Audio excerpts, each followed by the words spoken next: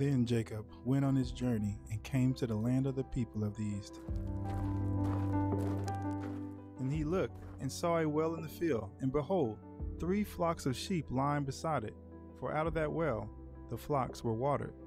The stone on the well's mouth was large, and when all the flocks were gathered there, the shepherds would roll the stone from the mouth of the well and water the sheep, and put the stone back in its place over the mouth of the well. Jacob said to them, "My brothers, where do you come from?" They said, "We are from Haran." He said to them, "Do you know Laban, the son of Nahor?" They said, "We know him." He said to them, "Is it well with him?" They said, "It is well. And see, Rachel his daughter is coming with the sheep." He said, "Behold, it is still high day. It is not time for the livestock to be gathered together." But they said, "We cannot until all the flocks are gathered together, and a stone is rolled from the mouth of the well. Then we'll water the sheep."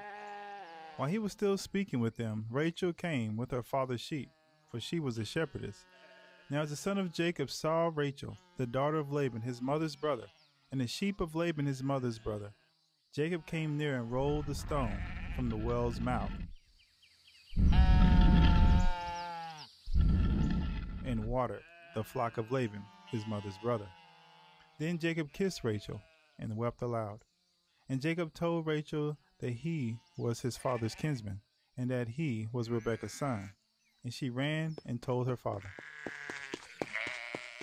As soon as Laban heard the news about Jacob, his sister's son, he ran to meet him and embraced him and kissed him and brought him to his house. Jacob told Laban all these things, and Laban said to him, "Surely you are my bone and my flesh."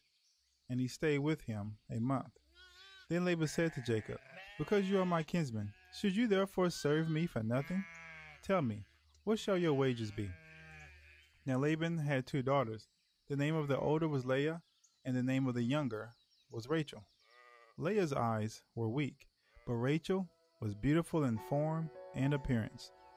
Jacob loved Rachel, and he said, "I will serve you 7 years for your younger daughter Rachel."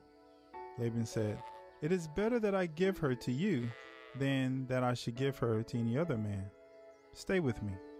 So Jacob served 7 years for Rachel, and they seemed to him but a few days because of the love he had for her. Then Jacob said to Laban, "Give me my wife, that I may go into her, for my time is completed."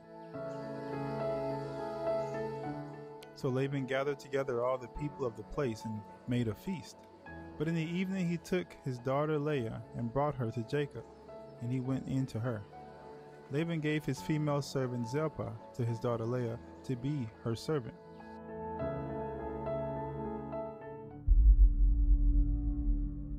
And in the morning, behold, it was Leah. And Jacob said to Laban, "What is this you have done to me?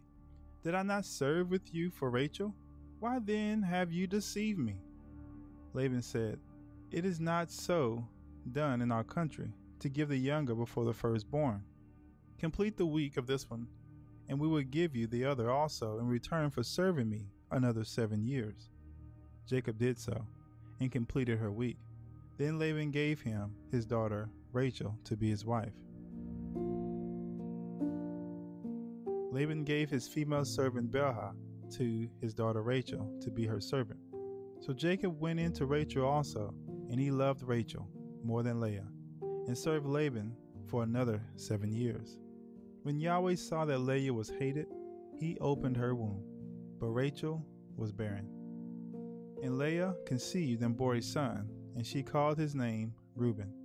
For she said, "Because Yahweh has looked upon my affliction, for now my husband will love me." She conceived again and bore a son and said, "Because Yahweh has heard that I am hated, he has given me this son also." And she called his name Simeon. Again she conceived and bore a son and said, "This time my husband will be attached to me, because I have borne him 3 sons. Therefore his name was called Levi. And she conceived again and bore a son and said, "This time I will praise Yahweh." Therefore she called his name Judah. Then she ceased bearing.